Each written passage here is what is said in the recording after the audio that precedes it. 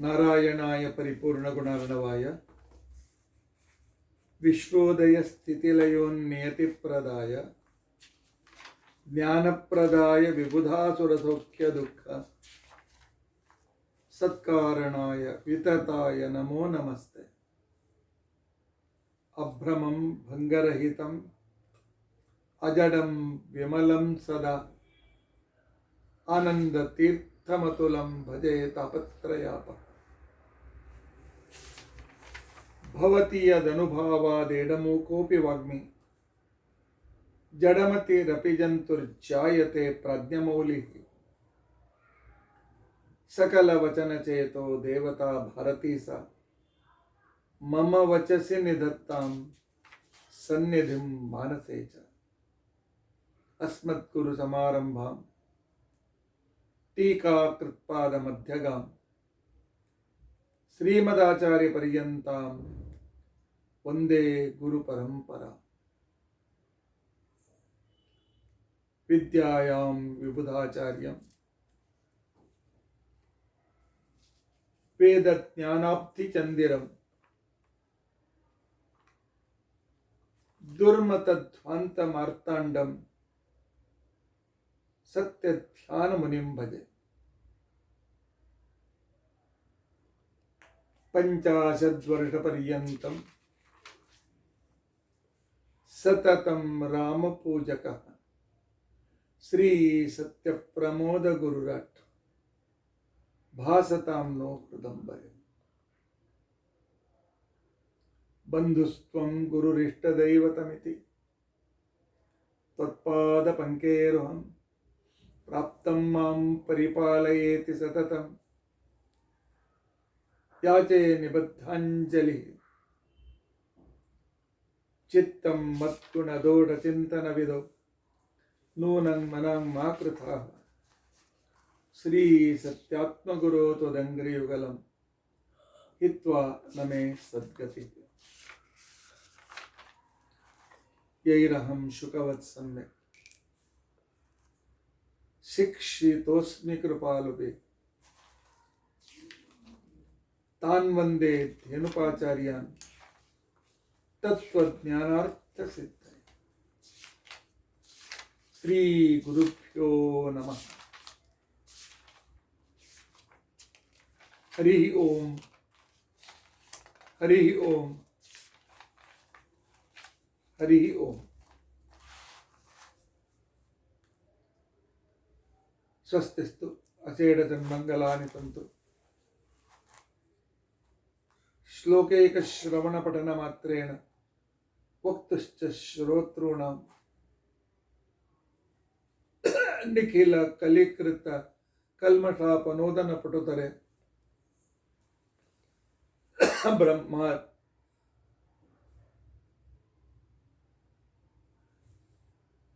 अखिल अद्य पटुतरे अद्य रुद्राध्याय नमकांतर्गत पंचविंशति संख्या विवरणारंभे सति तन्मध्ये पंचीकरण विवरणारंभे सति तन्मध्ये लयचिंतनारंभे सति किंचित् पूर्वकथानुवादः। हरि ओम हरि ओम हरि ओम।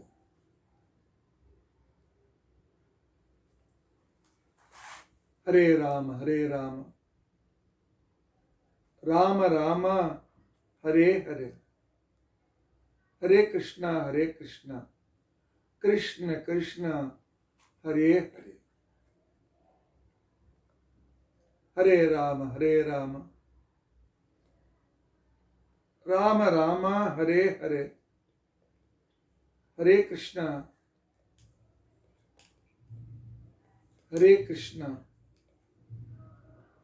कृष्ण कृष्ण हरे हरे, हरे राम राम राम हरे हरे, हरे कृष्ण कृष्ण कृष्ण हरे हरे। ಹರೇ ರಾಮ ಹರೇ ರಾಮ ರಾಮ ರಾಮ ಹರೇ ಹರೇ ಹರೇ ಕೃಷ್ಣ ಕೃಷ್ಣ ಕೃಷ್ಣ ಹರೇ ಹರೇ. ಶ್ರೀ ಗುರುಭ್ಯೋ ನಮಃ.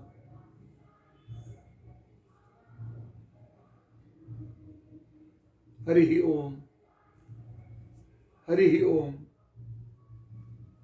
ಹರಿ ಓಂ. ಇವತ್ತು ಷಟ್ತಿಲ ದ್ವಾದಶಿ. ನಿನ್ನಿನ ಏಕಾದಶಿಗೆ ಅಂದರೆ ಪುಷ್ಯ ಕೃಷ್ಣ ಪಕ್ಷ ಏಕಾದಶಿಗೆ ಷಟ್ತಿಲ ಏಕಾದಶಿ ಅಂತ ತಿಳ್ಕೊಂಡಂತ ಹೆಸರು.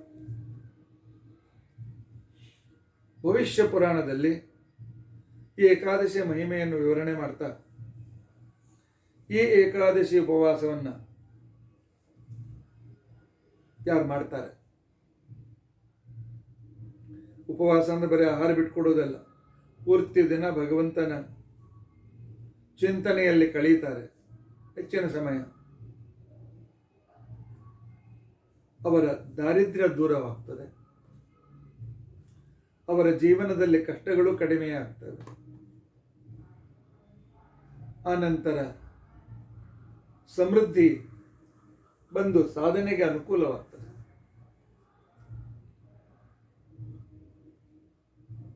ಆ ಷಟ್ತಿಲ ಏಕಾದಶಿ ವ್ರತದ ಸಮಾಪ್ತಿ ಇವತ್ತು ಎಳ್ಳು ಮತ್ತು ವಸ್ತ್ರದಾನ. ಜ್ಞಾನ ಪ್ರಾಪ್ತಿಗೆ ಬಹಳ ಮಹತ್ವಪೂರ್ಣ ಅಂತ ತಿಳ್ಕೊಂಡಂತೇಳಿ ಭವಿಷ್ಯ ಪುರಾಣ ವರ್ಣನೆ ಮಾಡಿದೆ.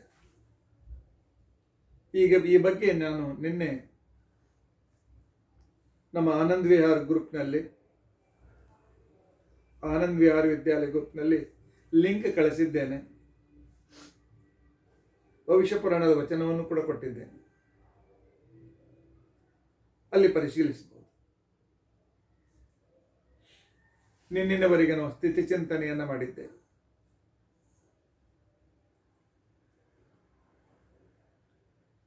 ಸುಮಾರು ಜನ ಕೇಳಿದ್ದೀರಿ, ಎಷ್ಟು ಜನರಿಗೆ ನಾನಂತೂ ನೋಟ್ಸ್ ಸಹಿತ ಹೇಳ್ತಾ ಇದ್ದೇನೆ.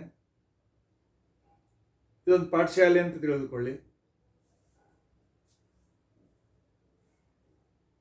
ನಾನು ಕೊಟ್ಟ ನೋಟ್ಸ್ ಅನ್ನ ತಪ್ಪದೆ ನೋಟ್ಸ್ ಮಾಡಿಕೊಳ್ಳಿ. ಇವತ್ತು ಲಯ ಚಿಂತನೆ.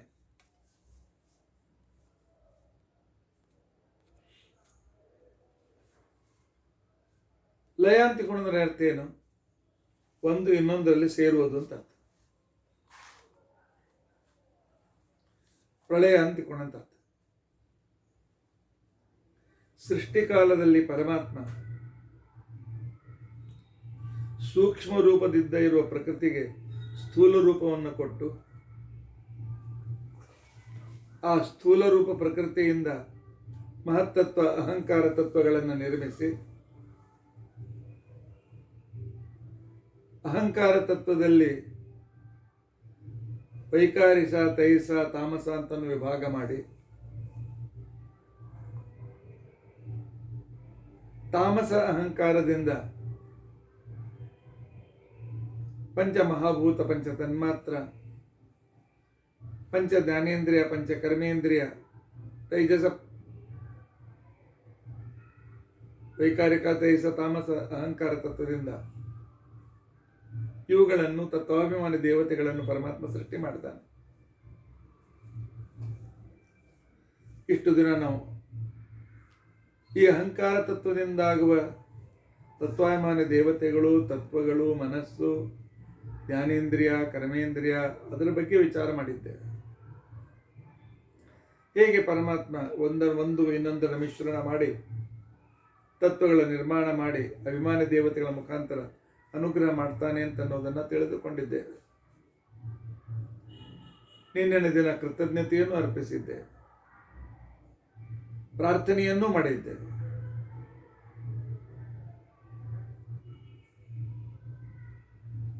ಇವತ್ತು ಪರಮಾತ್ಮ ತನ್ನ ಆಟವನ್ನು ಹೇಗೆ ಉಪಸಂಹಾರ ಮಾಡ್ತಾನೆ ಅನ್ನೋದನ್ನು ನಾವು ತಿಳಿದುಕೊಳ್ಳೋಣ.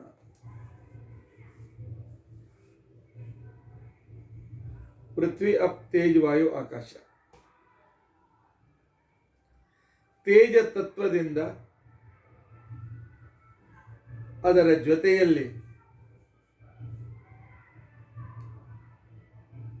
ಉಳಿದ ತತ್ವಗಳ ಮಿಶ್ರಣವಾಗಿ ಪಂಚ ಜ್ಞಾನೇಂದ್ರಿಯಗಳ ಸೃಷ್ಟಿಯಾಗಿದೆ. ನಿಮಗೆ ಗೊತ್ತಿದೆ, ತೇಜ ತತ್ವದ ಜೊತೆಯಲ್ಲಿ ಆಕಾಶ ಸೇರಿದಾಗ ಶ್ರೋತ್ರೇಂದ್ರಿಯ ಹುಟ್ಟಿತ್ತು. ತೇಜ ತತ್ವದ ಜೊತೆಯಲ್ಲಿ ವಾಯು ಸೇರಿದಾಗ ತ್ವಗೇಂದ್ರಿಯ ಹುಟ್ಟಿತ್ತು. ತೇಜ ತತ್ವ ತನ್ನಲ್ಲಿಯೇ ತನ್ನ ಇನ್ನೊಂದು ಅಂಶದಲ್ಲಿ ಸೇರಿದಾಗ ಚಕ್ಷುರೇಂದ್ರಿಯ ಹುಟ್ಟಿತ್ತು. ತೇಜ ತತ್ವದ ಜೊತೆಯಲ್ಲಿ ಅಪ್ತತ್ವ ಸೇರಿದಾಗ ಜಿಹ್ವೇಂದ್ರಿಯ ಹುಟ್ಟಿತ್ತು. ತೇಜ ತತ್ವದ ಜೊತೆಯಲ್ಲಿ ಪೃಥ್ವಿ ತತ್ವ ಸೇರಿದಾಗ ಘ್ರಾಣೇಂದ್ರಿಯ ಹುಟ್ಟಿತ್ತು. ಈಗ ಇಂದ್ರಿಯಗಳು ತೇಜ ತತ್ವದಲ್ಲಿ ಪುನಃ ಲಯವನ್ನು ಹೊಂದುತ್ತವೆ.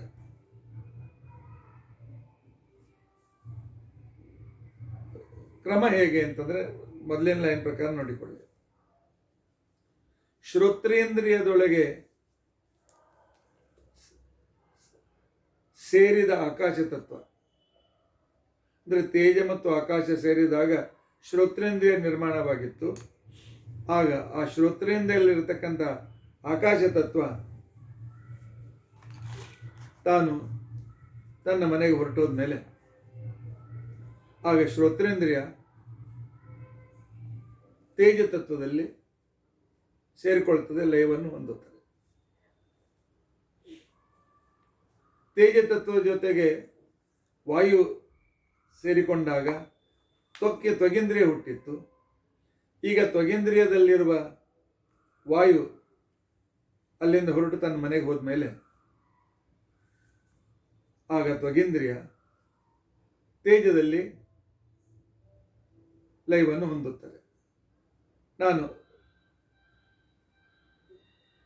ಜ್ಞಾನೇಂದ್ರಿಯ ಅದರಲ್ಲಿ ಸೇರಿದ ತತ್ವಗಳು ಅದು ಬಿಟ್ಟು ಹೋದ ಮೇಲೆ ಮತ್ತೆ ಈ ಇಂದ್ರಿಯ ತೇಜದಲ್ಲಿ ಹೇಗೆ ಲಯವನ್ನು ಹೊಂದುತ್ತದೆ ಅಂತ ಒಂದೊಂದು ಲಯದಲ್ಲಿ ತೋರಿಸಿಕೊಟ್ಟಿದ್ದೇನೆ. ತೇಜದ ಜೊತೆಯಲ್ಲಿ ತೇಜದ ಇನ್ನೊಂದು ಭಾಗ ಸೇರಿದಾಗ 20 ಗ್ರೂಪ್ ಮಾಡಿದ್ದು ನೆನಪು ಮಾಡಿಕೊಳ್ಳಿ. ಅದು ನೇತ್ರದಿಂದ ಚಕ್ಷುರೇಂದ್ರಿಯದಿಂದ ಹೊರಟಾಗ ಆಗ ಚಕ್ಷುರೇಂದ್ರಿಯ ಪುನಃ ತೇಜದಲ್ಲಿ ಲಯವನ್ನು ಹೊಂದುತ್ತದೆ. ಜಿಹ್ವೇಂದ್ರಿಯದಿಂದ ಅಪ್ತತ್ವ ಹೊರಗೆ ಬಿದ್ದಾಗ ಆಗ ಜಿಹ್ವೇಂದ್ರಿಯ ತೇಜದಲ್ಲಿ ಲಯವನ್ನು ಹೊಂದುತ್ತದೆ. ನಾಸಿಕೇಂದ್ರಿಯದಲ್ಲಿ ಅಥವಾ ಘ್ರಾಣೇಂದ್ರಿಯದಲ್ಲಿ ಇರುವ ಪೃಥ್ವಿ ತತ್ವ ಹೊರಗೆ ಬಿದ್ದಾಗ ಆಗ ಘ್ರಾಣೇಂದ್ರಿಯ ತೇಜ ತತ್ವದಲ್ಲಿ ಲಯವನ್ನು ಹೊಂದುತ್ತದೆ. ಆ ತತ್ವದ ವಿಭಾಗದಿಂದ ಅದು ಹುಟ್ಟಿತ್ತು. ಹುಟ್ಟಿದ ಪದಾರ್ಥ ತನ್ನ ಜನ್ಮ ಜಾತ್ರೆಯಲ್ಲಿ ಜನ್ಮದಾತ ತತ್ವದಲ್ಲಿ ಪುನಃ ಸೇರಿಕೊಳ್ಳುತ್ತದೆ. ಇದಕ್ಕೇನೆ ಲಯ ಅಂತೇಳಿ ಕರೀತಾರೆ. ಪರಮಾತ್ಮ ಎಷ್ಟು ಸಿಸ್ಟಮೆಟಿಕ್ ಆಗಿ ಸೃಷ್ಟಿ ಮಾಡಿದ್ದಾನೆ. ಪೆಟ್ಟಿಗೆಯಿಂದ ಪದಾರ್ಥಗಳನ್ನು ಹೊರಗೆ ತಂದು ಮಿಶ್ರಣ ಮಾಡಿ ಹೊಸ ತತ್ವವನ್ನು ನಿರ್ಮಿಸಿ ಆಟ ಮುಗಿದ ಮೇಲೆ ಹೊಸ ತತ್ವದಿಂದ ಆ ಸೇರಿದ ಭಾಗವನ್ನು ಬೇರೆ ಮಾಡಿ ಅದು ಮತ್ತೆ ಪುನಃ ತನ್ನ ಪೆಟ್ಟಿಗೆಯಲ್ಲಿ ಸೇರುವಂತೆ ಮಾಡ್ತಾನೆ. ತೇಜದ ಪೆಟ್ಟಿಗೆಯಿಂದ ಹೊರಟಿರ್ತಕ್ಕಂಥ ಪಂಚ ಜ್ಞಾನೇಂದ್ರಿಯಗಳು ತಮ್ಮಲ್ಲಿರುವ ಆಕಾಶ, ವಾಯು, ತೇಜ, ಪೃಥ್ವಿಯನ್ನು ವಿಸರ್ಜಿಸಿದಾಗ ಪಂಚ ಜ್ಞಾನೇಂದ್ರಿಯಗಳು ತೇಜ ತತ್ವದಲ್ಲಿ ಲಯವನ್ನು ಹೊಂದುತ್ತವೆ. ಇನ್ನೊಂದು ಅರ್ಥದಲ್ಲಿ ಆಯಾ ತತ್ವಾಭಿಮಾನಿ ದೇವತೆಗಳು ಆಯಾ ತತ್ವಾಭಿಮಾನಗಳ ಜೊತೆಯಲ್ಲಿ ಸೇರಿಕೊಳ್ತಾರೆ ಅಂತ ಅರ್ಥ. ಕೆಲಸಕ್ಕೋಸ್ಕರ ಆ ಅಭಿಮಾನಿ ದೇವತೆಯಿಂದ ಹೊರಗೆ ಬಂದಿದ್ರು, ಮತ್ತೆ ಕೆಲಸ ಮುಗಿಯಿತು, ಮತ್ತು ಪುನಃ ತಮ್ಮ ಸ್ಥಳದಲ್ಲಿ ಅವರು ಸೇರಿಕೊಳ್ತಾರೆ. ಈ ಚಾರ್ಟ್ ನಿಮ್ಮ ಎದುರಿಗಿದ್ರೆ ನೆನಪಿಗೆ ಅನುಕೂಲವಾಗ್ತದೆ. ಇನ್ನು ಪೃಥ್ವಿಯಿಂದ ಪಂಚಕರ್ಮೇಂದ್ರಿಯಗಳು ಹುಟ್ಟಿದ್ದವು ಅಲ್ವಾ? ಪೃಥ್ವಿ ಜೊತೆಯಲ್ಲಿ ಆಕಾಶ ಸೇರಿದಾಗ ವಾಕ್ ಇಂದ್ರಿಯ ಹುಟ್ಟಿತ್ತು, ವಾಗೇಂದ್ರಿಯ. ಈಗ ವಾಗೇಂದ್ರಿಯದಿಂದ ಆಕಾಶ ತತ್ವ ಬದಿಯ ಹೊರಗೆ ಬಂದಾಗ ವಾಗೇಂದ್ರಿಯ ಪುನಃ ಪೃಥ್ವಿ ತತ್ವದಲ್ಲಿ ಸೇರ್ಕೊಳ್ತದೆ. ಪೃಥ್ವಿ ತತ್ವ ಜೊತೆಯಲ್ಲಿ ವಾಯು 20 ಅಂಶದಿಂದ ಸೇರಿದಾಗ ಪಾಣಿ ಅಂತನ್ನುವ ತತ್ವ ಕರ್ಮೇಂದ್ರಿಯ ಹುಟ್ಟಿತ್ತು. ಈಗ ಅದರಿಂದ ವಾಯು ಹೊರಬಿದ್ದಾಗ ಪಾಣಿ ಮತ್ತೆ ಪುನಃ ಪೃಥ್ವಿಯಲ್ಲಿ ಲಯವನ್ನು ಹೊಂದುತ್ತದೆ. ಪೃಥ್ವಿ ಜೊತೆಯಲ್ಲಿ ತೇಜ ತತ್ವ ಸೇರಿದಾಗ ಪಾದ ಅನ್ನುವ ಇಂದ್ರಿಯ ಹುಟ್ಟಿತ್ತು. ತತ್ವದ ಜೊತೆಯಲ್ಲಿ ತೇಜ ತತ್ವದ 20 ಅಂಶ ಸೇರಿದಾಗ ಪಾದ ಅಂತ ಇಂದ್ರಿಯ ಕರ್ಮೇಂದ್ರಿಯ ಹುಟ್ಟಿತ್ತು. ಅದರಿಂದ ಆ ತೇಜ ಹೊರಗೆ ಬಿದ್ದಾಗ ಪಾದ ಅನ್ನುವ ಇಂದ್ರಿಯ ಮತ್ತೆ ಪುನಃ ಪೃಥ್ವಿಯಲ್ಲಿ ಸೇರಿಕೊಳ್ತದೆ. ಪೃಥ್ವಿಯ ಜೊತೆಗೆ ಅಪ್ತತ್ವ ಸೇರಿದಾಗ ವಾಯು ಅನ್ನುವ ತತ್ವ ಹುಟ್ಟಿತ್ತು.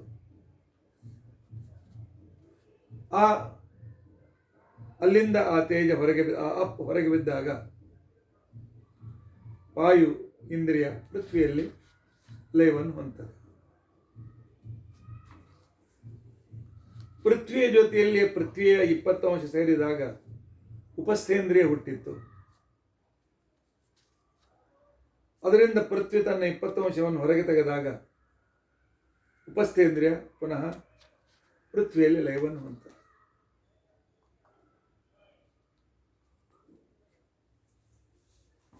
ಇನ್ನು ಅಪ್ಪು ಅನ್ನುವ ತತ್ವದಿಂದ ಪಂಚ ತನ್ಮಾತ್ರಗಳು ಹುಟ್ಟಿದ್ದವು. ಈಗ ಅವುಗಳು ಹೇಗೆ ಪುನಃ ತಮ್ಮ ಮೂಲ ಸ್ಥಾನಕ್ಕೆ ಹೋಗ್ತೇವೆ ಅಂತ ಅನ್ನೋದನ್ನು ನೋಡಿಕೊಳ್ಳೋಣ. ಈ ವಿಷಯ ನೆನಪಿನಿಟ್ಟುಕೊಳ್ಳಿಕ್ಕೆ ಬಹಳ ಕಠಿಣ ಇಲ್ಲ. ಅಪ್ತತ್ವ ಜೊತೆಗೆ ಆಕಾಶ ಸೇರಿದಾಗ ಶಬ್ದ ಅಂತನ್ನೋ ತನ್ಮಾತ್ರ ಹುಟ್ಟಿತ್ತು. ಆಗ ಆಕಾಶದ 20 ಅಂಶ ಬದಿಯಲ್ಲಿ ಸರಿದಾಗ ಶಬ್ದ ತನ್ಮಾತ್ರ ಪೃಥ್ವಿಯಲ್ಲಿ ಲಯವನ್ನು ಹೊಂದುತ್ತದೆ, ಅಪ್ಪಿನಲ್ಲಿ ಲಯವನ್ನು ಹೊಂದುತ್ತದೆ. ಅಪ್ಪಿನ ಜೊತೆಗೆ ವಾಯು ಸೇರಿದಾಗ ಸ್ಪರ್ಶೇಂದ್ರಿಯ ಹುಟ್ಟಿತ್ತು, ಸ್ಪರ್ಶ ಅಂತ ತನ್ಮಾತ್ರ ಹುಟ್ಟಿತ್ತು. ಅಲ್ಲಿಂದ ಅಪ್ಪು ಹೊರಗೆ ಬಿದ್ದಾಗ, ಅಲ್ಲಿಂದ ವಾಯು ಹೊರಗೆ ಬಿದ್ದಾಗ ಸ್ಪರ್ಶ ತನ್ಮಾತ್ರ ಅಪ್ಪಿನಲ್ಲಿ ಪುನಃ ಸೇರಿಕೊಳ್ತದೆ. ಅಪ್ಪಿನ ಜೊತೆಗೆ ತೇಜ ಸೇರಿದಾಗ ರೂಪ ಅಂತ ತನ್ಮಾತ್ರ ಹುಟ್ಟಿತ್ತು. ಈಗ ತೇಜ ಬದಿಗೆ ಸರಿದಾಗ ರೂಪ ತನ್ಮಾತ್ರ ಅಪ್ಪಿನಲ್ಲಿ ಪುನಃ ಸೇರಿಕೊಳ್ತದೆ. ಅಪ್ಪಿನ 20 ಅಂಶ ಸೇರಿದಾಗ ರಸ ಅನ್ನುವ ತನ್ಮಾತ್ರ ಹುಟ್ಟಿತ್ತು. ಅಲ್ಲಿಂದ 20 ಅಂಶ ಹೊರಗೆ ಬಿದ್ದಾಗ ರಸ ಪುನಃ ಅಪ್ತತ್ವದಲ್ಲಿ ಲಯವನ್ನು ಹೊಂದುತ್ತದೆ. ಅಪ್ತತ್ವದ ಜೊತೆಗೆ ಪ್ರತೀತತ್ವ ಸೇರಿದಾಗ ಗಂಧ ಅಂತನ್ನೋ ತನ್ಮಾತ್ರ ಹುಟ್ಟಿತ್ತು.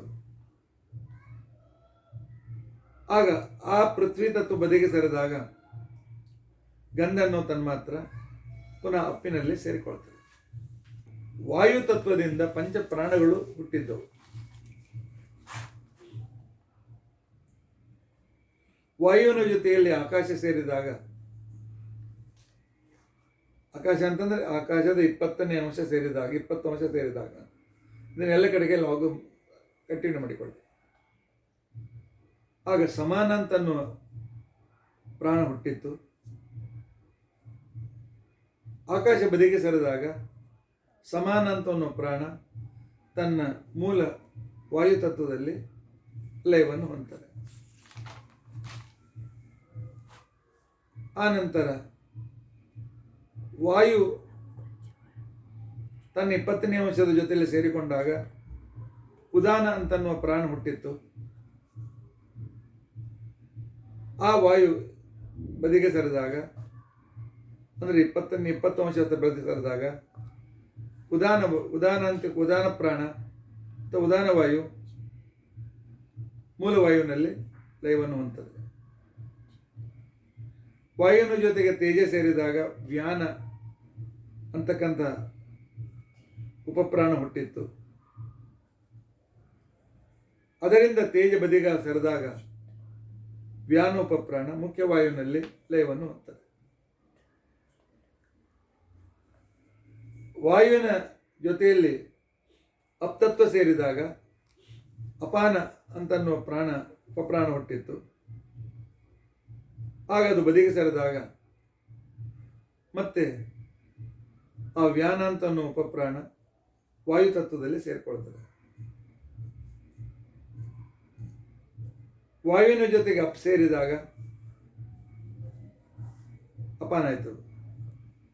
ವಾಯುವಿನ ಜೊತೆಗೆ ಪೃಥ್ವಿ ಸೇರಿದಾಗ ಅವಾಗ ಪ್ರಾಣ ಅಂತನ್ನುವ ಪ್ರಾಣ ವಾಯು ಹುಟ್ಟಿತ್ತು. ಪೃಥ್ವಿ ಬದಿಗೆ ಸರಿದಾಗ ಅದು ಪ್ರಾಣ ಮತ್ತು ತನ್ನ ಮೂಲ ವಾಯು ತತ್ವದಲ್ಲಿ ಸೇರಿಕೊಳ್ತದೆ. ಈ ರೀತಿಯಾಗಿ ಪಂಚ ಜ್ಞಾನೇಂದ್ರಿಯ, ಪಂಚ ಕರ್ಮೇಂದ್ರಿಯ, ತನ್ಮಾತ್ರ, ಪಂಚಪ್ರಾಣಗಳ ಲಯದ ಚಿಂತನೆ ನಾವು ಇಲ್ಲಿವರೆಗೂ ಮಾಡಿದ್ದೇವೆ. ಆಕಾಶದಿಂದ ಮನಃಪಂಚಕಗಳು ಹುಟ್ಟಿದ್ದವು.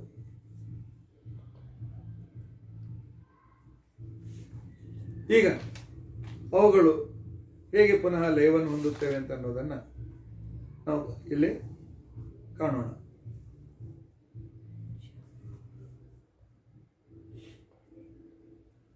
ಮನಃಪಂಚಕದಲ್ಲಿ ಚೇತನ ಅಂತನ್ನುವ ಅಂತಃಕರಣ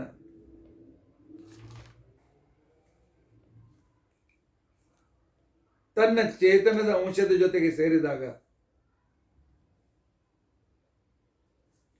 ಆಗ ಚೇತನ ಅನ್ನುವ ಅಂತಃಕರಣ ಆಕಾಶದಲ್ಲಿ ಚೇತನ ಅಂತನ್ನುವ ಅಂತಃಕರಣದ 20ನೇ ಭಾಗ ಸೇರಿದಾಗ ಚೇತನ ಅಂತನ್ನುವ ಅಂತಃಕರಣ ಹುಟ್ಟಿತ್ತು. ಅದು ಈಗ ಬದಿಗೆ ಸರಿದಾಗ ಅಂತಃಕರಣ ಚೇತನ ಇದು ಆಕಾಶದಲ್ಲಿ ಲಯವನ್ನು ಹೊಂದುತ್ತದೆ.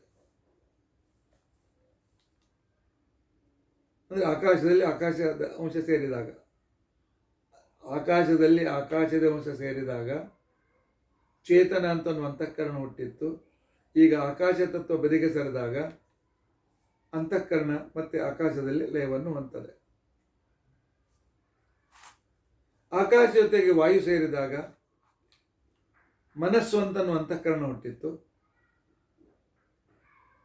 ಈಗ ಆ ವಾಯು ತತ್ವ ಬದಿಗೆ ಸರಿದಾಗ ಮನಸ್ ತತ್ವ ಆಕಾಶ ತತ್ವದಲ್ಲಿ ಲಯವನ್ನು ಹೊಂದುತ್ತದೆ.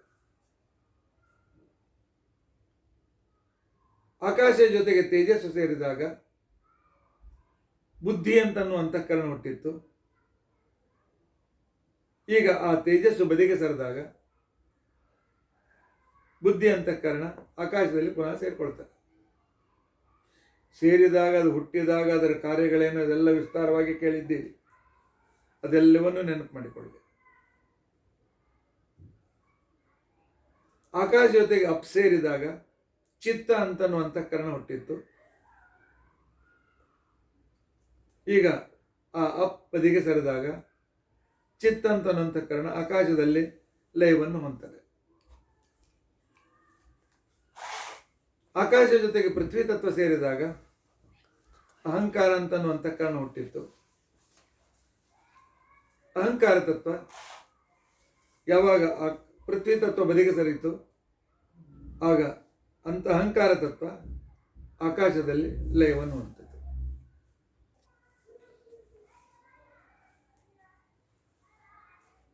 ಜ್ಞಾನೇಂದ್ರಿಯಗಳು, ಪಂಚಕರ್ಮೇಂದ್ರಿಯಗಳು, ಪಂಚ ತನ್ಮಾತ್ರಗಳು, ಪಂಚಪ್ರಾಣಗಳು, ಅಂತಃಕರಣ ಪಂಚಕಗಳು, ಕ್ರಮವಾಗಿ ತೇಜ, ಅಪ್, ವಾಯು, ಆಕಾಶ, ಪೃಥ್ವಿ ಈ ರೀತಿಯಾಗಿ ತತ್ವಗಳಿಂದ ಹುಟ್ಟಿದ್ದು ಪುನಃ ಅದರಲ್ಲಿ ಸೇರಿಕೊಳ್ತದೆ. ಇನ್ನು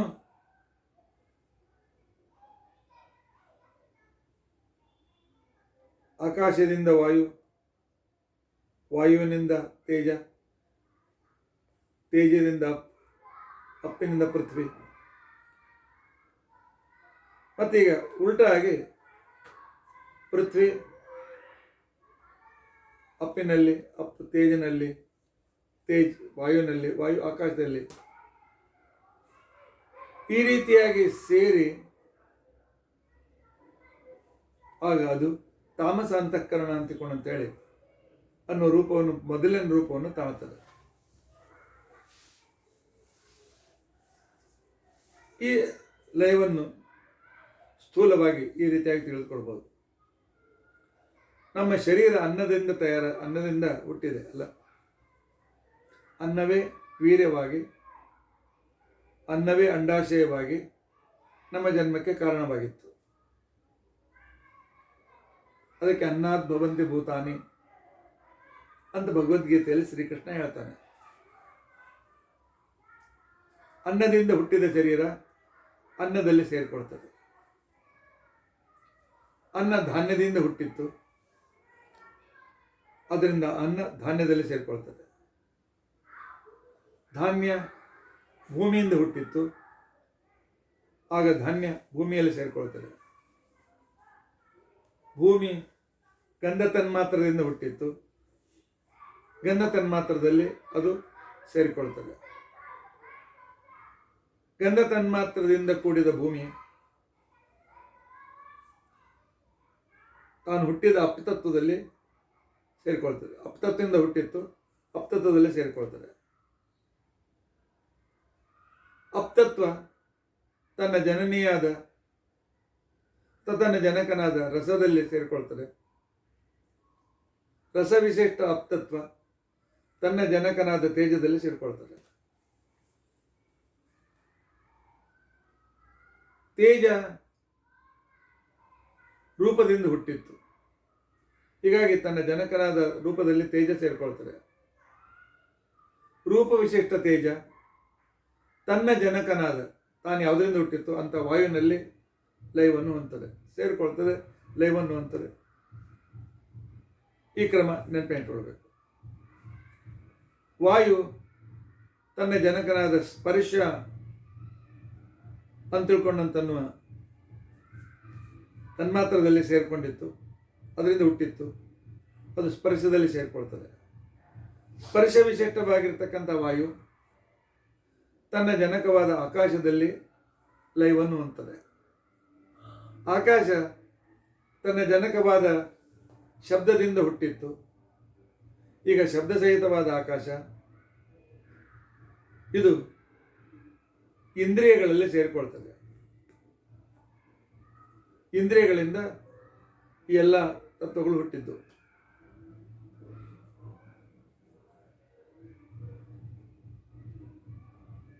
ಅದನ್ನೇ ಸೃಷ್ಟಿಕ್ರಮ ನೆನಪು ಮಾಡಿಕೊಳ್ಳಿ.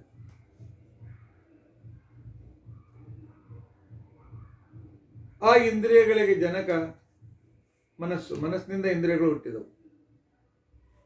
ಅದು ಇಂದ್ರಿಯಗಳಲ್ಲೂ ಮನಸ್ಸಿನಲ್ಲಿ ಲಯವನ್ನು ಹೊಂದುತ್ತವೆ.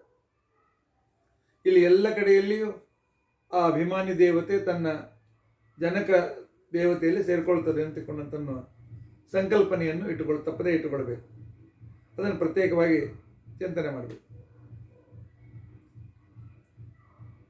ಆ ನಂತರ ಮನಸ್ಸು ಅಹಂಕಾರ ತತ್ವದಲ್ಲಿ ಸೇರಿಕೊಳ್ತದೆ,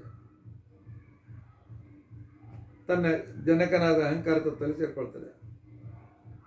ಅಹಂಕಾರ ತತ್ವ ಬುದ್ಧಿ ತತ್ವದಿಂದ ಹುಟ್ಟಿತ್ತು, ಹೀಗಾಗಿ ತನ್ನ ಜನನಿಯಾದ ಬುದ್ಧಿ ತತ್ವದಲ್ಲಿ ಸೇರಿಕೊಳ್ತದೆ. ಬುದ್ಧಿ ತತ್ವ ಮಹತ್ತತ್ವದಿಂದ ಹುಟ್ಟಿತ್ತು, ಆದ್ದರಿಂದ ಅದು ಮಹತ್ತತ್ವದಲ್ಲಿ ಸೇರಿಕೊಳ್ತದೆ. ಮಹತ್ತತ್ವ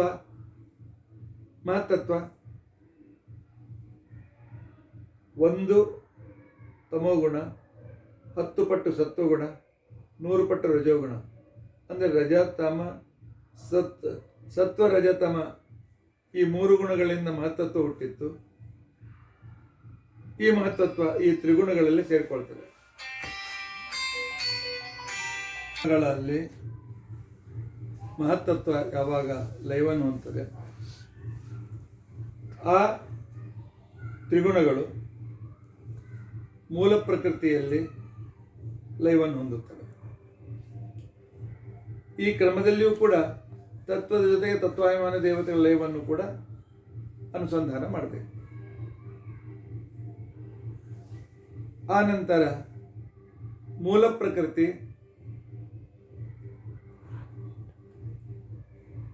ತಾನು ಅನಾದಿ ಕಾಲದಿಂದ ಇದ್ದಂತೆ ಮೂಲದಲ್ಲೇ ಇರ್ತದೆ. ಇನ್ನು ಬ್ರಹ್ಮಾಂಡದ ಹೊರಗೆ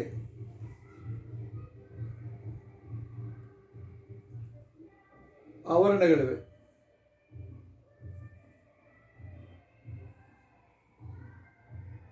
ಪೃಥ್ವಿ ಆವರಣ, ಆನಂತರ ಆವರಣ, ತೇಜ ಆವರಣ, ವಾಯು ಆವರಣ, ಆಕಾಶ ಆವರಣ, ಅಹಂಕಾರ ತತ್ವಾವರಣ, ಬುದ್ಧಿ ತತ್ವಾವರಣ,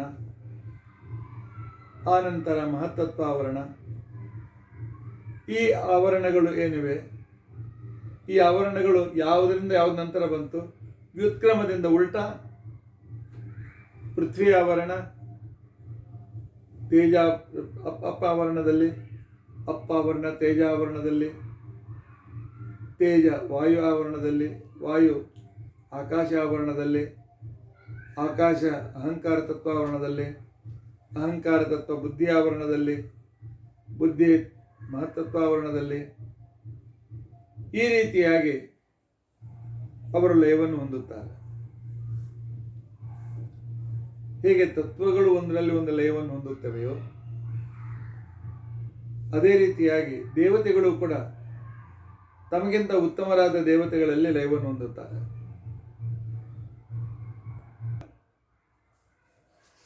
ಲಯ ಸಂಕ್ಷಿಪ್ತವಾಗಿ, ಬಹಳ ವಿಸ್ತಾರವಾಗಿದೆ ಅದು. ಸಂಕ್ಷಿಪ್ತವಾಗಿ ಗಂಧರ್ವರು ಕುಬೇರನಲ್ಲಿ ಲಯವನ್ನು ಹೊಂದುತ್ತಾರೆ. ಕುಬೇರ ಮತ್ತು ವರುಣ ಇವರಿಬ್ಬರು ಚಂದ್ರನಲ್ಲೇ ಲಯವನ್ನು ಹೊಂದುತ್ತಾರೆ. ಚಂದ್ರ ಮತ್ತು ವಿಶ್ವಕ್ಸೇನ ಮೊದಲಾದ ತತ್ಸಮಾನ ದೇವತೆಗಳು ಅನಿರುದ್ಧನಲ್ಲಿ ಲಯವನ್ನು ಹೊಂದುತ್ತಾರೆ. ಅನಿರುದ್ಧ ಮತ್ತು ಸನತ್ ಕುಮಾರರನ್ನು ಬಿಟ್ಟು ಸನಕ, ಸನಂದನ, ಸನಾತರು ಪ್ರದ್ಯುಮ್ನಲ್ಲಿ ಲಯವನ್ನು ಹೊಂದುತ್ತಾರೆ. ಇಲ್ಲಿ ಅನಿರುದ್ಧ ಪ್ರದ್ಯುಮ್ನ ಕೃಷ್ಣನ ಮಗ ಮತ್ತು ಮೊಮ್ಮಗ ಇಟ್ಟುಕೊಳ್ಬೇಕು. ಪ್ರದ್ಯುಮ್ನ ಶೇಷನ ಪತ್ನಿಯಾಗಿರ್ತಕ್ಕಂಥ ವಾರುಣಿಯಲ್ಲಿ ಲಯವನ್ನು ಹೊಂದುತ್ತಾನೆ. ವಾರುಣಿಯು ಶೇಷದೇವರಲ್ಲಿ ಲಯವನ್ನು ಹೊಂದುತ್ತಾನೆ. ಶೇಷದೇವರು ಬ್ರಹ್ಮದೇವರಲ್ಲಿ ಲಯವನ್ನು ಹೊಂದುತ್ತಾರೆ. ಇದಕ್ಕೆ ಶೇಷ ಮಾರ್ಗ ಅಂತ ಹೇಳ್ತಾರೆ. ಕರ್ಮ ಪ್ರಚುರ ಜ್ಞಾನಯೋಗಿಗಳು ಈ ಮಾರ್ಗದಿಂದ ಗಂಧರ್ವರಲ್ಲಿ ಮನುಷ್ಯೋತ್ತಮರು ಗಂಧರ್ವರಲ್ಲಿ ಅಲ್ಲಿಂದ ಕ್ರಮವಾಗಿ ಈ ರೀತಿಯಾಗಿರ್ತಕ್ಕಂಥ ಲಯದ ಕ್ರಮವನ್ನು ತಿಳಿದುಕೊಳ್ಬೇಕು. ಆ ನಂತರ ಗರುಡ ಮಾರ್ಗದಿಂದ ಹೋಗ್ತಕ್ಕಂಥವರು ಅಪರೋಕ್ಷ ಜ್ಞಾನಿಗಳು, ಜ್ಞಾನ ಪ್ರಚುರರು. ಅವರು ಅಗ್ನಿಯಲ್ಲಿ ಲಯವನ್ನು ಹೊಂದಿದಾಗ ಅಗ್ನಿ ಸೂರ್ಯನಲ್ಲಿ ಲಯವನ್ನು ಹೊಂದುತ್ತಾನೆ. ಸೂರ್ಯ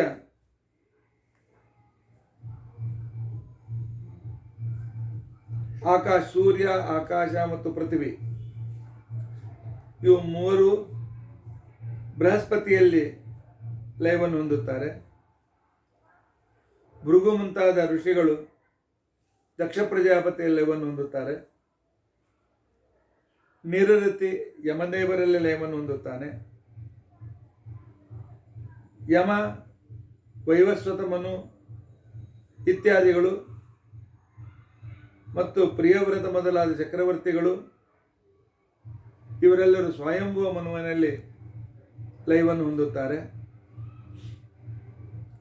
ಬೃಹಸ್ಪತಿ, ದಕ್ಷ, ಮರುದ್ಗಣಗಳು ಇವರೆಲ್ಲರೂ ಇಂದ್ರದೇವನಲ್ಲಿ ಲಯವನ್ನು ಹೊಂದುತ್ತಾರೆ.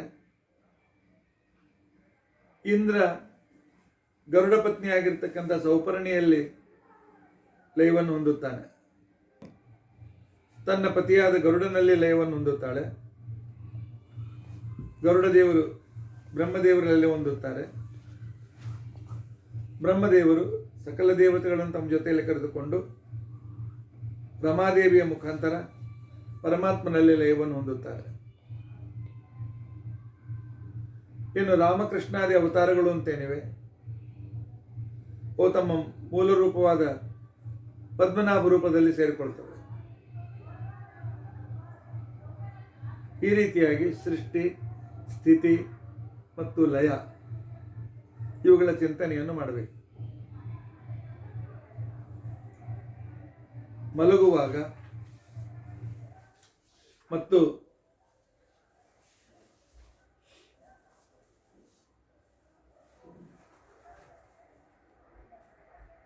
ಪ್ರಾಣೋತ್ಕ್ರಮಣದ ಪೂರ್ವದಲ್ಲಿ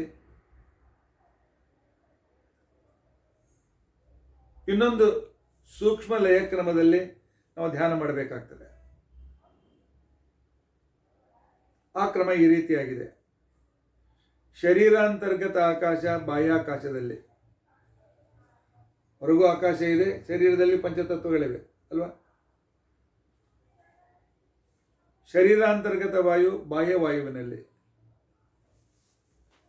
ಶರೀರಾಂತರ್ಗತ ತೇಜ ಇಲ್ಲಿ ಚಾರ್ಟ್ನಲ್ಲಿ ಇಲ್ಲ. ಅದು ಶರೀರಾಂತರ್ಗತ ತೇಜ ಹೊರಗಿನ ತೇಜಸ್ಸಿನಲ್ಲಿ, ಬಾಹ್ಯ ತೇಜಸ್ಸಿನಲ್ಲಿ. ಶರೀರಾಂತರ್ಗತ ರಸ, ದ್ರವ್ಯ, ದ್ರವ, ರಕ್ತಶ್ರೇಷ್ಠಾದಿಗಳು ಬಾಹ್ಯ ಅಪ್ತತ್ವನಲ್ಲಿ. ಶರೀರದಲ್ಲಿದ್ದ ಪೃಥ್ವಿ ತತ್ವ ಬಾಹ್ಯ ಪೃಥ್ವಿ ತತ್ವದಲ್ಲಿ ಲಯವನ್ನು ಹೊಂದುತ್ತದೆ. ಇದಕ್ಕೇ ಪಂಚತ್ವವನ್ನು ಹೊಂದಿದ ಅಂತಿಕೋಣ ಅಂತೇಳಿ ಕರೀತಾರೆ. ನಮ್ಮ ಶರೀರದ ಅಗ್ನಿಯಲ್ಲಿ, ಚಿತೆಯಲ್ಲಿ, ದಾಹದ ಜೊತೆಯಲ್ಲಿ ಈ ಶರೀರಾಂತರ್ಗತ ಪೃಥ್ವಿ ಅಪ್ತೇಜವಾಯು ಆಕಾಶಗಳು ಬಾಹ್ಯ ಪೃಥ್ವಿ ಅಪ್ತೇಜವಾಯು ಆಕಾಶದಲ್ಲಿ ಸೇರಿಕೊಳ್ತವೆ. ನಮ್ಮ ಶರೀರಾಂತರ್ಗತ ಉಚ್ಚಾರಣಾದಿ ಕ್ರಿಯೆ ವಿಶಿಷ್ಟಗಳು ವಾಗೇಂದ್ರಿಯದಲ್ಲಿ ಸೇರಿಕೊಂಡು ಅಗ್ನಿಯ ವಾಗೇಂದ್ರಿಯ ಅಗ್ನಿಯಲ್ಲಿ ಲಯವನ್ನು ಹೊಂದುತ್ತದೆ. ಶರೀರದಲ್ಲಿರುವ ಪಾಣಿ ಇಂದ್ರಿಯ ದಕ್ಷನಲ್ಲಿ, ದಕ್ಷ ಇಂದ್ರಿಯನಲ್ಲಿ ಲಯವನ್ನು ಹೊಂದುತ್ತಾನೆ. ಶರೀರದಲ್ಲಿರುವ ಪಾದಾಂತನೋ ಇಂದ್ರಿಯ ಅಭಿಮಾನಿ ಜಯಂತನಲ್ಲಿ, ಜಯಂತ ತನ್ನ ತಂದೆಯಾದ ಇಂದ್ರನಲ್ಲಿ ಲಯವನ್ನು ಹೊಂದುತ್ತಾನೆ. ವಾಯು ಇಂದ್ರಿಯ ತನ್ನ ಅಭಿಮಾನಿಯಾದ ಮಿತ್ರನಾಮಕ ಸೂರ್ಯನಲ್ಲಿ, ಮಿತ್ರನಾಮಕ ಸೂರ್ಯ ಆಗಲೇ ಹೇಳಿದಂತೆ ಇಂದ್ರನಲ್ಲಿ ಲಯವನ್ನು ಹೊಂದುತ್ತಾನೆ. ಗುಹ್ಯೇಂದ್ರಿಯದ ಅದು ತನ್ನ ಅಭಿಮಾನಿಯಾದ ಸ್ವಯಂಭವ ಮನುವಿನಲ್ಲಿ, ಸ್ವಯಂಭವ ಮನು ಆಗಲೇ ಹೇಳಿದಂತೆ ಇಂದ್ರನಲ್ಲಿ ಲಯವನ್ನು ಹೊಂದುತ್ತಾನೆ. ಶರೀರದಲ್ಲಿರುವ ತನ್ಮಾತ್ರಗಳು ತ್ವಕ್ ಮತ್ತು ಸ್ಪರ್ಶ ತನ್ಮಾತ್ರಗಳು ಅಹಂಕಾರಿಕ ಪ್ರಾಣನ ಮುಖಾಂತರ ಇಂದ್ರನಲ್ಲಿ, ಶಾರೀರಿಕ ಚಕ್ಷುರೇಂದ್ರಿಯ ರೂಪತನ್ಮಾತ್ರದಲ್ಲಿ, ರೂಪತನ್ಮಾತ್ರ ಸೂರ್ಯನಲ್ಲಿ, ಸೂರ್ಯ ಇಂದ್ರನಲ್ಲಿ, ಶ್ರೋತ್ರೇಂದ್ರಿಯ ಶಬ್ದ ತನ್ಮಾತ್ರದಲ್ಲಿ ಲಯವನ್ನು ಹೊಂದಿದರೆ ಅದು ದಿಗ್ದೇವತೆಗಳಲ್ಲಿ ಲಯವನ್ನು ಹೊಂದುತ್ತದೆ. ದಿಗ್ದೇವತೆಗಳು ತಮ್ಮಕ್ಕಿಂತ ಮೇಲಿನ ದೇವತೆಗಳಲ್ಲಿ ಲಯವನ್ನು ಹೊಂದುತ್ತಾರೆ. ಜಿಹ್ವೇಂದ್ರಿಯ ರಸತನ್ಮಾತ್ರದಲ್ಲಿ ಲಯವನ್ನು ಹೊಂದಿದರೆ ಅದು ರಸ ವರುಣನಲ್ಲಿ ಲಯವನ್ನು ಹೊಂದುತ್ತದೆ. ವರುಣ ತನಗಿಂತ ಉತ್ತಮ ದೇವತೆಯಲ್ಲಿ ಲಯವನ್ನು ಹೊಂದುತ್ತಾನೆ. ಶರೀರದಲ್ಲಿ ಇವರ ಘಾನೇಂದ್ರಿಯ ಗಂಧ ತನ್ಮಾತ್ರದಲ್ಲಿ ಲಯವನ್ನು ಹೊಂದಿದರೆ ಗಂಧ ತನ್ಮಾತ್ರ ಅಶ್ವಿನಿ ದೇವತೆಗಳಲ್ಲಿ ಲಯವನ್ನು ಹೊಂದುತ್ತದೆ. ಶಾರೀರಿಕ ಬುದ್ಧಿ ತತ್ವ ಹಾಗೂ ಸ್ಕಂದ ಮತ್ತು ಇಂದ್ರ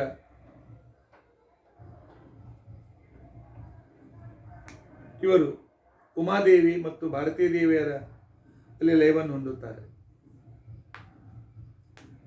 ನಮ್ಮ ಶರೀರದಲ್ಲಿರುವ ಮನಸ್ಸು ಮನೋಭಿಮಾನಿ ರುದ್ರನಲ್ಲಿ ಲಯವನ್ನು ಹೊಂದಿ ರುದ್ರದೇವರು ಬ್ರಹ್ಮದೇವರಲ್ಲಿ ಲಯವನ್ನು ಹೊಂದುತ್ತಾರೆ. ಶಾರೀರದ ಅಹಂಕಾರ ತತ್ವ ಗರುಡಶೇಷ ರುದ್ರಲ್ಲಿ, ಅವರು ಮಹತ್ತತ್ವಾಭಿಮಾನಿ ಬ್ರಹ್ಮನಲ್ಲಿ ಮತ್ತು ವಾಯುವಿನಲ್ಲಿ ಲಯವನ್ನು ಹೊಂದುತ್ತಾರೆ. ನಮ್ಮ ಶರೀರದಲ್ಲಿರುವ ಮಹತ್ತತ್ವ ಅಭಿಮಾನಿ ಬ್ರಹ್ಮದೇವರು ಮತ್ತು ವಾಯುದೇವತೆಗಳು ಅವ್ಯಕ್ತ ತತ್ವಾಭಿಮಾನಿಯಾಗಿರ್ತಕ್ಕಂತಹ ರಮಾದೇವಿಯಲ್ಲಿ ಲಯವನ್ನು ಹೊಂದುತ್ತಾರೆ. ರಮಾದೇವಿ ತಾನು ಪರಮಾತ್ಮನ ಅತಿ ಸಮೀಪದಲ್ಲಿ ಪ್ರಳಯ ಕಾಲದಲ್ಲಿ ಅವನ ಆಲಿಂಗನದಲ್ಲಿ ಉಳಿದುಕೊಳ್ತಾಳೆ.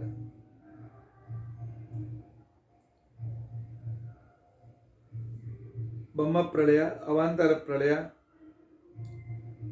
ಶರೀರದಿಂದ ಉತ್ಕ್ರಾಂತಿ, ನಿದ್ರಾ ಸಮಯದಲ್ಲಿರುವ ಆ ಒಂದು ಸುಷುಪ್ತಿ, ಇವೆಲ್ಲ ಒಂದೊಂದು ಪ್ರಳಯದ ಒಂದು ಭಾಗವಂತ ತಿಳ್ಕೊಳ್ಬೇಕು. ಎಲ್ಲ ಕಾಲದಲ್ಲಿಯೂ ಎಲ್ಲರನ್ನೂ ತನ್ನ ಜೊತೆಯಲ್ಲಿ ಕರೆದುಕೊಂಡು ಪರಮಾತ್ಮನ ಅತಿ ಸಮೀಪದಲ್ಲಿ ಲಕ್ಷ್ಮೀದೇವಿ ಇರ್ತಾಳೆ ಅಂತಿಕೊಂಡಂತನ್ನುವುದನ್ನು ಮಲಗುವಾಗ ಮೊದಲು ಹೇಳಿದ ಲಯಚಿಂತನೆಯನ್ನು ಈ ಲಯಚಿಂತನೆಯನ್ನು ಕೂಡ ನಾವು ತಪ್ಪದೇ ಮಾಡಬೇಕಾಗ್ತದೆ. ಆಯಿತು, ಇಷ್ಟೆಲ್ಲ ವಿಷಯಗಳನ್ನು ತಿಳಿದುಕೊಳ್ಳೋದ್ರಿಂದ ಲಾಭ ಏನು? ಇಷ್ಟೆಲ್ಲ ತಿಳಿದುಕೊಳ್ಳೋದ್ರಿಂದಾಗಿ ನಮಗೆ ಈಗಲೂ ಮುಂದಿನ ಜನ್ಮಗಳಲ್ಲಿಯೂ ಮಧ್ವ ಮತದಲ್ಲಿ ಜನ್ಮ ಪ್ರಾಪ್ತಿಯಾಗ್ತದೆ. ಮಧ್ವ ಮತದಲ್ಲಿ ಬಂದ ನಂತರ ನಾವು ಸಂಧ್ಯಾ ವಂದನೆ, ಪೂಜೆ, ವೈಶ್ವದೇವ, ಬಲಿಹರಣ, ಹಸ್ತೋದಕ ಇತ್ಯಾದಿ ಸಕಲ ಕ್ರಿಯೆಗಳನ್ನು ಮಾಡ್ತೇವೆ. ಅದರಿಂದ ಏನಾಗ್ತದೆ? ಪಾಪಗಳು ದೂರವಾಗಿ ಅಂತಃಕರಣ ಶುದ್ಧಿ ಆಗ್ತದೆ. ಅಂತಃಕರಣ ಶುದ್ಧಿ ಆದ ನಂತರ ಆಗ ನಮಗೆ ಸೂಚಿತವಾಗಿರ್ತಕ್ಕಂತಹ ಕರ್ಮಗಳನ್ನು ಮಾಡುವ ಅಧಿಕಾರ ಸಿಗ್ತದೆ. ಅದರಿಂದ ಇನ್ನೂ ಹೆಚ್ಚಿನ ಅಂತಃಕರಣ ಶುದ್ಧಿಯಾಗಿ ಜ್ಞಾನ, ಕ್ರಮವಾಗಿ ಶ್ರವಣ, ಮನನ, ನಿಧಿಧ್ಯಾಸನ ಈಗಳ ಮುಖಾಂತರ ಪರಮಾತ್ಮ ಅನುಗ್ರಹ ಪಡೆದು ಅಪರೋಕ್ಷ ಜ್ಞಾನ ಪಡೆಯುತ್ತೇವೆ. ಅಪರೋಕ್ಷ ಜ್ಞಾನ ಪಡೆದ ನಂತರ ಆಕಾಶಗಂಗೆಯಲ್ಲಿ ಸ್ನಾನ ಮಾಡಿ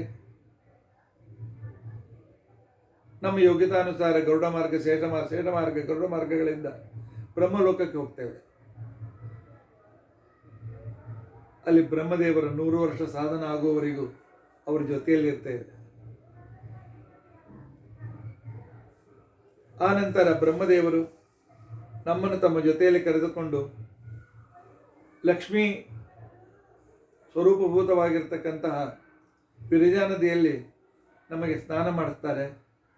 ಆಗ ಲಕ್ಷ್ಮೀ ನರಸಿಂಹದೇವರು ನಮ್ಮ ಲಿಂಗ ಶರೀರವನ್ನು ಭಂಗ ಮಾಡ್ತಾರೆ. ಆಗ ಮತ್ತೆ ಪುನಃ ವಾಸುದೇವನ ದರ್ಶನವನ್ನು ಮಾಡಿಸಿ ಬ್ರಹ್ಮದೇವರು ನಮ್ಮನ್ನು ನಮ್ಮ ಯೋಗ್ಯತಾನುಸಾರವಾಗಿರ್ತಕ್ಕಂಥ ಮುಕ್ತಿಗೆ ಕರೆದುಕೊಂಡು ಹೋಗ್ತಾರೆ. ಆ ಮುಕ್ತಿಯಲ್ಲಿ ನಮ್ಮ ಯೋಗ್ಯತಾನುಸಾರ ಸ್ವರೂಪ ಸುಖಗಳನ್ನು ನಾವು ಅನುಭವಿಸುತ್ತಾ ಪರಮಾತ್ಮನ ದರ್ಶನದಲ್ಲಿ ಮಗ್ನರಾಗುತ್ತೇವೆ. ಈ ಪರಮಾತ್ಮನ ಅನುಗ್ರಹ, ಅನುಷಂಗಿಕವಾಗಿ ಸಿಗುವ ಮೋಕ್ಷ, ಇದು ನಮ್ಮ ಜೀವನದ ಉದ್ದೇಶವಾಗಿದ್ದರಿಂದಾಗಿ ಈ ಪಂಚೀಕರಣ ಅಂತಿಕೊಂಡಂತಕ್ಕಂಥ ಈ ಚಿಂತನೆ ಪ್ರತಿದಿನವೂ ಮಾಡಬೇಕಾದದ್ದು ಅತ್ಯಂತ ಅವಶ್ಯಕವಾಗಿದೆ. ಮಾಡ್ತಾ ಮಾಡ್ತಾ ಮಾಡ್ತಾ ಮನಸ್ಸಿನಲ್ಲಿ ಗಟ್ಟಿಯಾಗಿ ಕುಳಿತಾಗ ನಿಂತಾಗ ಸ್ಮೃತಿ ಬರ್ತದೆ. ಸ್ಮೃತಿ ನಿಧಿಧ್ಯಾಸನಕ್ಕೆ ಕಾರಣೀಭೂತವಾಗ್ತದೆ. ನಿಧಿಧ್ಯಾಸನ ನಮ್ಮ ಸ್ಪಷ್ಟ ಜ್ಞಾನಕ್ಕೆ ಕಾರಣೀಭೂತವಾಗ್ತದೆ. ಈ ರೀತಿಯಾಗಿ ನಾವು ಉನ್ನತಿಯನ್ನು ಮಾಡ್ತಾ ಹೋಗ್ತೇವೆ. ಇದಿಷ್ಟು ಚಮಕದಲ್ಲಿ ಬಂದ ಪಂಚವಿಂಶತಿತಮೇ ಪಂಚವಿಂಶತಿ ಚ ಮೇ ಅಂತನ್ನುವ ವಾಕ್ಯದ ವಿವರಣೆಗೆ ಅಂಗವಾಗಿ ಈ ಎಲ್ಲ ತತ್ವಗಳ ಪಂಚೀಕರಣದ ಚಿಂತನೆಯನ್ನು ವಿಸ್ತಾರವಾಗಿ ನಾವು ತಿಳಿದುಕೊಳ್ಳಲು ಪ್ರಯತ್ನಿಸಿದ್ದೇವೆ.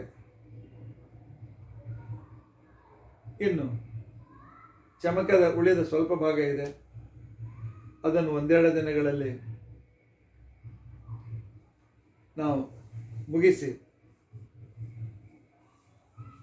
ಬರುವ ಚತುರ್ದಶಿ ದಿನ, ತ್ರಯೋದಶಿ ಚತುರ್ದಶಿ ದಿನ ರುದ್ರಾಧ್ಯಾಯ ನಮಕ ಚಮಕದ ಮಂಗಳವನ್ನು ಮಾಡಿ ಪರಮಾತ್ಮನಿಗೆ ಈ ಸೇವೆಯನ್ನು ಸಮರ್ಪಿಸೋಣ. ಏನೋ 10-15 ಎಪಿಸೋಡ್ನಲ್ಲಿ ಮಾಡಬೇಕಂದದ್ದು 100 ಮೀರಿ ಹೋಯಿತು. ಸಂಕಲ್ಪ ಮಾಡಿಸಿದವನು ಪರಮಾತ್ಮ, ನಿಂತು ಹೇಳಿಸಿದವನು ಪರಮಾತ್ಮ.